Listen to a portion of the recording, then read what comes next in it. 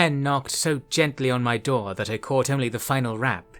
He feared the dragon I had become, consumed by misery. It was an uncharacteristic bout of melancholy, one I'm ashamed of deeply. Yet it must be noted if we are to see our reflections free of these snares. What was sadness to the revelation? An unwelcome guest snapping at the one I'd invited.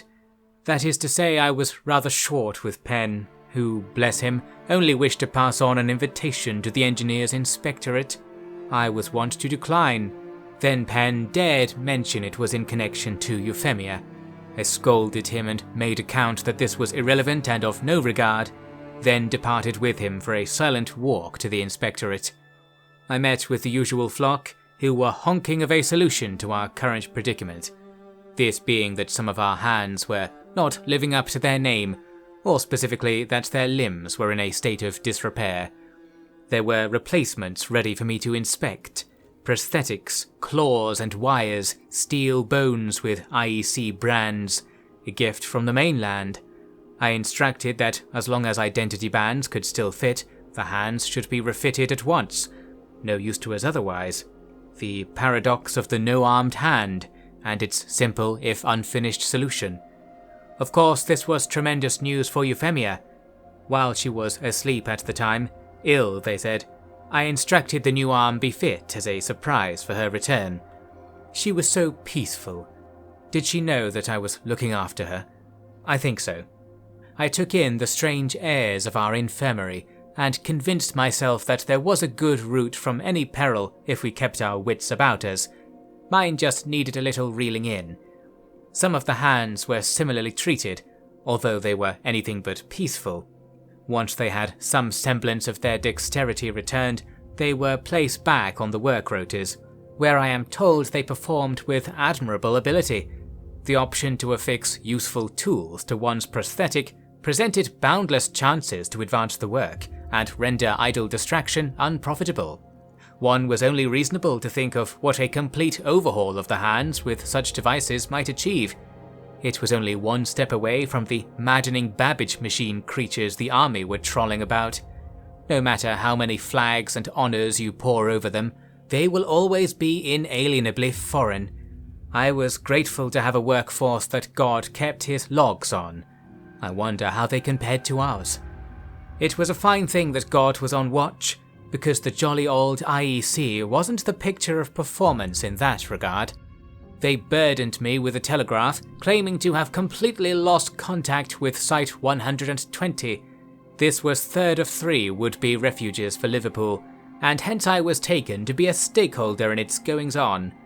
While I was at first paralysed by a mania of apprehension, at day's end I brought myself to pass all this on to our boys in the field. Our hunters would get the long and short of it, hopeful or horrid as it may be. You may wonder if the dereliction of their duty to the cookhouses was of any consequence, and I can merrily report that we were enjoying abundance in that regard, albeit abundance of a very slim view of Earth's bounty.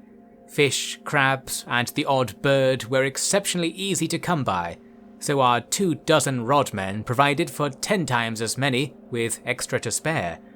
I had ordered a reserve be established, salted and dried in an iron bivouac. A wise course, yet there was a certain species of land-dwelling grub that thought otherwise.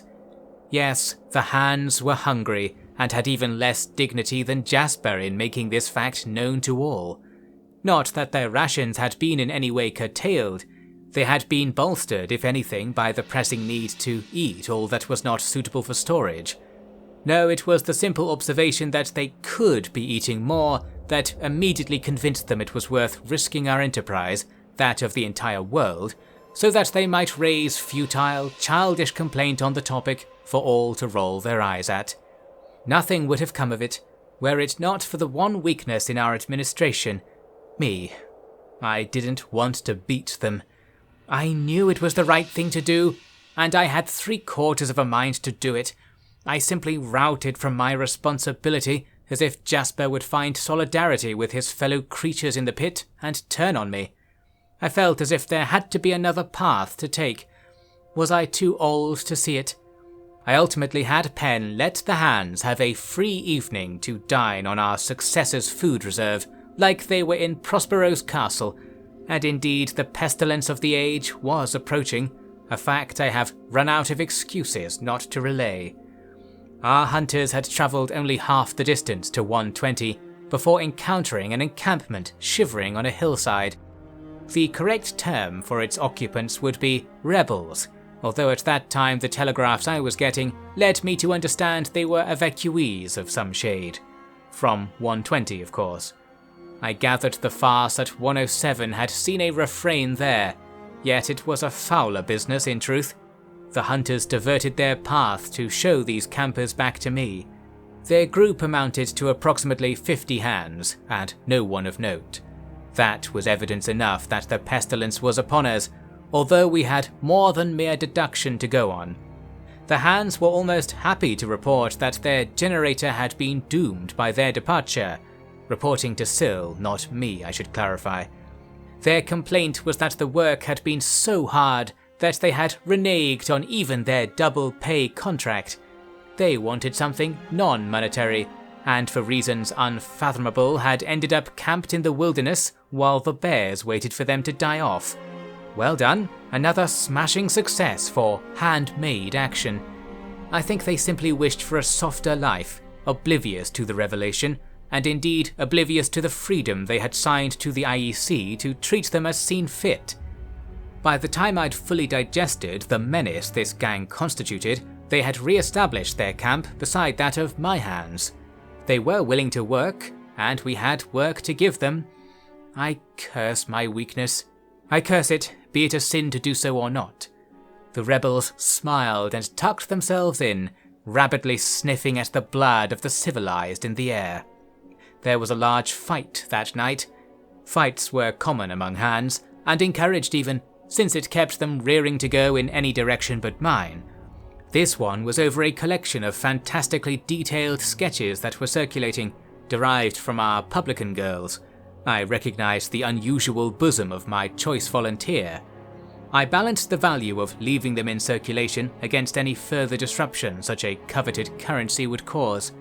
Again, it was a fine avenue of distraction for the louts, and the whole topic of its morality was lost on a gang so far down the road to damnation already. Besides, it was merely nature, as much a sketch of God's work as any meandering river in the dells. If the hands could learn that, we'd have less spit and blood wasted. Still, I wondered who had the good eye to draw it all in the first place. The morning after that drama was a milestone in our slide to oblivion, albeit a modest one, marking the end of our 4th week in paradise. The crystalline crack of ice announced the march of the dockhands in the morning. The average temperature, even during the day, was approximately 0 degrees. We had not the spare instruments for precise measurements. I instructed our inspectors to add this to the logs, thinking it may factor into my study. Those studies, I should add, were not progressing well on account of the distinct lack of fatalities in the pit. In their absence, their likely causes remained speculative. Still, it proved the engineers had some talent for husbandry. Perhaps the mix of chill above and burn below would create chemistry of medical note, and we'd have something more permanent to take away from the whole affair. As things stood, though, the cold was quite bearable. Indeed, we were all from jolly England, wise to her fits of cold. Although for mid-May it was troubling, the long autumn before the long winter was here, with our thermometer fluid set to shrivel its way to the nub as time went by. How far would it go? There was absolutely no clue, and as the IEC reminded me whenever I cared to check their bulletins, whether death was inevitable or simply a concern only for the foolish, risk-prone and unworthy, we had a contract to attend to. Yes, an agreement to the death indeed. Of course, I was still entirely convinced that whatever doom awaited us all, Jasper and I would simply slip away back to Connaught and pretend this never happened. Under the quilt of civilization that would have been entirely possible, but several hidden actors were conspiring against me. First and foremost, the menace of the hands. That afternoon I began to feel the magnitude of their evil clogging my throat. It came with the latest telegraph from our hunters. They had been back on the job for the IEC, attempting to re-establish communications with 120. Alas, there was nothing left there able to communicate. All of the engineers were dead. Lord Somerset was dead. His hound, Jasper's cousin I believe, was likely concealed in the mess too. You see, the bodies had been thrown into their pit, cradling the base of their unfinished generator. Either an extraordinary accident, or the work of a certain band of hands, errant and erroneous. I was too shaken to report to the IEC. I summoned Syl via a pitiful tapping on my window, eventually heard by a passerby. I pulled him in and explained the situation. He nodded stoically. We had to beat them, we both agreed. We had to beat them within an inch of lining our pit with their flesh. It was overdue punctuation upon their Icaric flight. However, their number troubled Syl to such a degree that he would not leave with the orders in hand. You see, we were without any constabulary, and generally relied on the calculated violence of our engineers to steer the hands. Given the scale of the reprisals now needed, we were inviting something akin to a grand battle in which our number was a mere morsel for the hands to swallow up. Such indeed must have been the fate of Somerset's crew. I think if I had forced Syl out the door to do my bidding, as I originally intended, we might have died that afternoon. I hate to think of how close I was. Somerset, the poor glutton, probably had no notion of his fatal misstep. We concluded instead that preparations begin at once for corporal enforcement, with Syl taking the lead in schooling and arming our inspectors. Our 2 oversight towers were equipped with electric lights and staffed with the best shots we had. It was subtle, careful work, perhaps even avoiding notice from the stew of criminals below. To police the hands, we had to police our fears first. Perhaps Byron would appreciate a quip like that for his repertoire.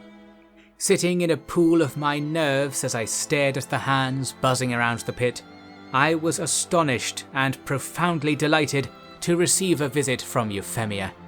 She was as wide awake as ever, although vacant of eye. She looked right through me, I thought. She was shaken and unsteady, unable to divert her attention from her left arm of metal. It was an ugly thing, I realized, losing all sense of its wonder and promise. She wished to leave many times during her visit, but I insisted she stay. She came to a halt on the edge of my bed, sitting in a daze as I read to her from my magazines, an exercise for both of our sorry sakes. She listened for long enough that the cold air spoiled my voice. I was reduced to a whisper by the time I thought to ask if she wouldn't like to be my telegraphy operator. I had seen her appraising the multifaceted machine on my desk. While born of my sickly dependence, it was indeed a clean match of circumstance and skill. By the grace of God, we had a very long telegraph come through during her silent consideration, so I took the chance to show her the method of transcription. Together we read it, letter by letter, ceasing to hear the clatter of the typeset stamp. The Royal Society had impossible news, verified at least to the extent that the IEC believed it. The icy mud outside was the prelude to a rapid and most immediate crisis of cold, an aperitif to the great frost of much literary speculation. Supposedly it was something in the air, creeping our way. In the Pacific, the seas had begun to seal shut, encased in ice. This was to be our fate. For how long, or when precisely it would happen, were fruitless questions. The Society committed to saying that our coast would be liquid for 2 weeks further, perhaps. Then we would find ourselves on a coast no more. The IEC promised icebreakers to remedy this, although I knew full well they had none. The Navy might be a better companion now if they could return to Blighty in time. Thus we learned that a trap was closing upon us. It was not entirely a sap to the spirit, for the promise of the very generator we were building remained. There were far worse places to be trapped, and I dare say most of them were back the way we came from. That assumed this coming freeze even permitted the rest of our parts to be delivered, or that the daily labours in England carried on producing said parts at all. Later there was plenty of speculation on the cause, of a nature most imprecise, noisy and downright chaotic. I put Euphemia to work calling for the latest syndications to be sent to us, but they were tantamount to a barrage of contrary analyses. I let Euphemia go after a couple of hours, resolving instead to hunker down and wait for the dust to settle. The very words behind the whole generate a gambit. Of course, I had no intention of allowing the hands to be privy to all this. By now their minds were tempered enough, and I was not willing to mother them from strength to strength just to prove a point. Better to have them carry on chasing the dream of unearned pay. However, after evening mess, Penn was adamant that they were all discussing the frost with the passion of preachers and discipline of pups. Misery, Penn said. They were very much not sure where their loyalties lay. I think, in retrospect, their loyalties flew off with those enterprising owls. The ability of my hands to listen, plan, or believe was critically askew. As for how this had happened, I already knew. I knew even before I heard of it. It was the linchpin of our fate, Euphemia. She wasn't as familiar with discretion as needed, which indeed was accessory to her charm, yet surely her cavorting with the commoners of her shared ancestry brought us to this juncture. They believed her with faith unyielding. The hands had inevitably grown to love her in the prior week. She was a hero, sharp of face, rich of smile, with one arm wrapped around the dreadnought of academia, and a hook scraping along the rock face of ignorance below. A thing of pity and beauty, whose future lay as empty as her past, and in that void was the great nothing from which anything could spring. A ghost that scrutinized my worldly ways and brought the chills of the nightmare to come to sample my bobbled skin. In short, I considered her a personal asset. An assessor, though, would likely mark her down as a liability. Penn retrieved her from the Hand's chapel quite late at night. I was going through the motions of scolding her, which manifested unrecognizably in my action. I think I even made her a cup of tea, which she hadn't the good sense to refuse. She was quite sure she had seen IEC icebreakers before. Was I to deny her that fantasy? Was I to deny it from myself? She stayed improperly late, although for her sake I must disclose that this was at my insistence. Jasper seemed to have come around to her, and I heard her laugh as they tussled. She remarked that the pooch had no qualms about biting her metal arm. A strange moment, in that she was still teary-eyed and ragged as she chuckled. I finally let her go, buying time to speculate to myself on what she might have been thinking that evening. The night was suitably quiet. However, so was the morning. I was awoken later than usual by Syl clearing his throat outside my door. The Hands were gathered at the pits, their tools ceremonially arranged in the mud. The nag they had now was Effie and I's favourite, safety. The full picture is that our engineers had been partially taken off the job in order to undergo instruction on enforcement from Syl and the IEC veterans. As such, there had been some collection of minor incidents here and there at the worksite during the night, and now the toddlers were crying for Mother to return. Happily, lost souls, I shall show you the way. We began the day then with doubled ranks of engineers guiding all the new hands in their labours. The work at that time was at the surface for the most part, where the vapours were less cloying. In fact, the scheme of work now involved sealing the pit with the body of the main steam core, trapping the poison in the belly of the beast. One might have been forgiven for presuming the Hands were as eager to see this work done as I. However, their ploy was invisible to me that day. It was the rebels. They came at our engineers with pipes, baring their teeth, and attesting to their state of emancipation from the articles of their signed and sealed contracts. We are not slaves, and similarly redundant sentiments filled the air. One of the engineers was almost killed in this rowdy riot, and the rest withdrew. I was watching the whole thing. I think, from the movement of the assorted clumps, that not all of the hands were full patrons of this behaviour. Heartening to see, yet they did nothing to halt it. In short order, the rebels had captured the pit side and stood to demonstrate their folly. Demands were delivered, being vague and bordering on the hysterical. Free food, shorter hours, company-funded accommodation. If soldiers had asked such things of their superiors, they would be executed. That was one precedent to follow. Were I able to replace our hands quickly, this would have been our most efficient recourse. That was not the terrible place we'd landed, though. I explained to Syl that everyone had to be left alive, and otherwise gave him the nod to clear the situation up according to the plan. Our engineer corps advanced with long batons to take their place in the standoff. Then 2 shots were fired from the towers into the air. This was the signal for the muscle to have their way with the crowd. I think the engineers were eager to get stuck in, being as frustrated at the scene as I, only with far more to prove of themselves. They beat the rebels back and found that bluffs were called. These louts weren't truly wishing to stand for their demands, knowing they were ridiculous. The rest of the hands wanted to get back to work, thinking again of their pay, and perhaps now fearing the rod. It was a rightful order of business that I'd been remiss not to deploy sooner. They're all murderers, I told Euphemia that evening. All the hands have it in them, vital to nip it in the bud. Euphemia asked that if those rebels were murderers, then could they be forgiven if their work saved a great many lives in the tribulations to come? I laughed with uncommon smugness, then asked her to think of all the other hands who we would be retrospectively denying the chance to murder someone sinlessly by agreeing to such ethics. Euphemia was perplexed and rested her head on the telegraphy desk. It was marvellous. I felt a little more free that evening, a little more at home.